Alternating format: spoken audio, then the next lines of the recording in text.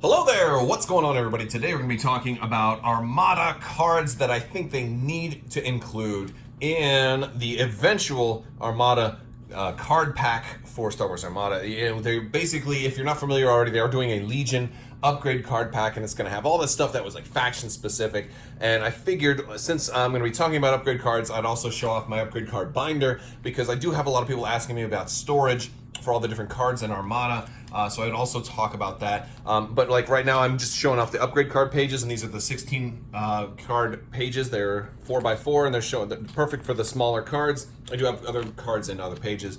But with that being said, I'm going to talk about cards here that I think you need to see in an upgrade card pack. Now, the first thing is you're going to need all the titles that come in the core set for the original core set, as well as your commanders. So, your Grand Moff Tarkin and Mon Mothma, you're going to have them as well, because the idea of an upgrade card pack is that hopefully somebody isn't going to have to go out there and buy a starter. I'm hoping to also have like basically a starter kit that's a cheaper entry point. And I think you're going to need also, not only that, but also whatever commanders and stuff come with with basically the Clone Wars core set, assuming they make a Clone Wars core set.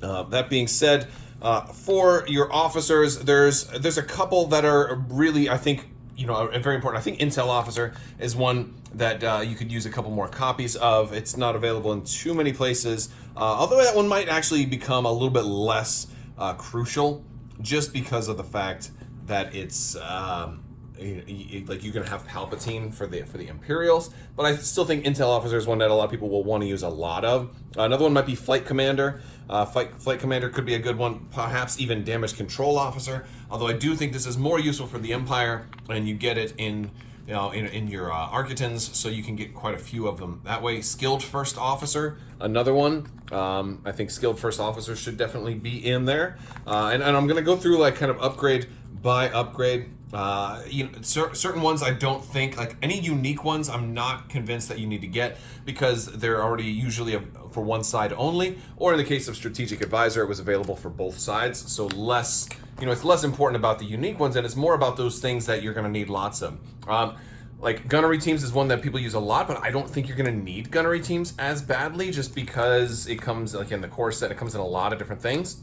Flight controllers is definitely one that is definitely sought after. I would love to see more copies of flight controllers. There's a little part of me wants to see more copies of Ruthless Strategists out there, but I don't usually end up using that many, so I don't know if that one is like super important. I think it'd be a good idea to have some of your boarding teams, some boarding troopers and boarding engineers in there as well, for those fleets that want to run a lot of those, that may not have to want to buy that many copies of the same ship.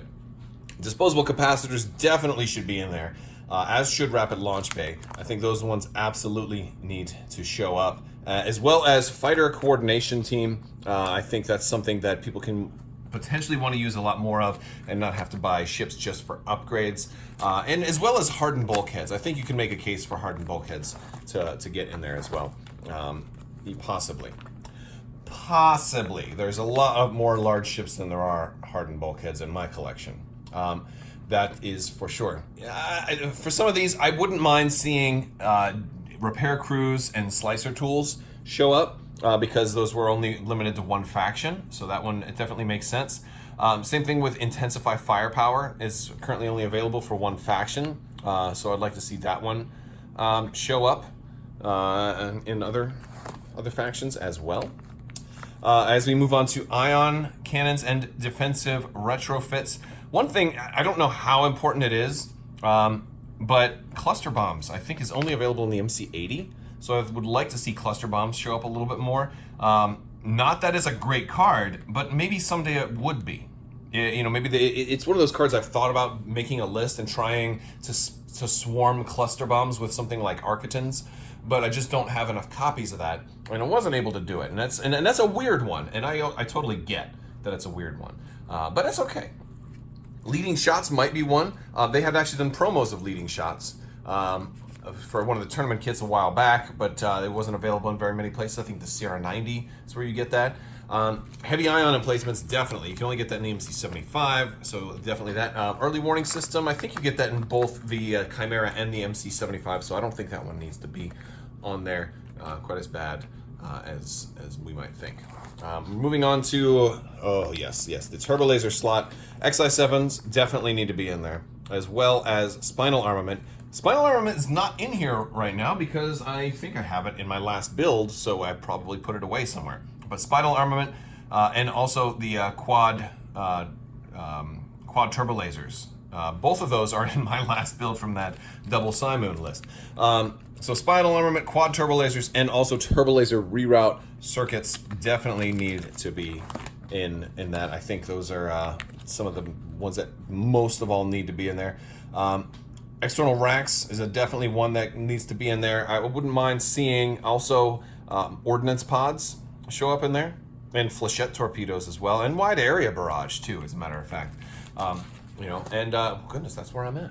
Wow, are we done? I think we're done. Let's go ahead, and I also want to go through and just wrap things up by showing people some of the other pages, because some people ask about, how do you do so? Like in a normal book here, I just have all my regular size cards in the normal 3x3 pages, and here we go, or like that. And then for the ship cards, I have those in tarot card pages, and these are just 2x2. Now there's a lot of extra room. This is not the perfect solution for this, but it's the best I can figure for right now, because that's just the way it is. And I have those groups by faction. So that is it, and I have some extra pages to those. These are by BCW, I think, for tarot card. Oh my goodness, and I've got an enhanced armament that made its way into there. Doesn't belong. See, and this is actually a pretty cool binder that I use, because I also have I also got Legion stuff in there and some old Destiny promos in the front. Because the other thing that's cool about this particular case is it's also got a place for printouts and things like that. And it closes up and zips up. And so as you're transporting it, you're not going to have any paint cards fall out, because you can completely zip it up. And that is it, folks. So let me know what you guys think. Is there anything else that I'd missed that we need to have? Hopefully we will be getting a card pack at the same time that the Clone Wars comes out, because this game desperately needs a card pack. Alright guys, thank you so much for watching, and as always, have a great day.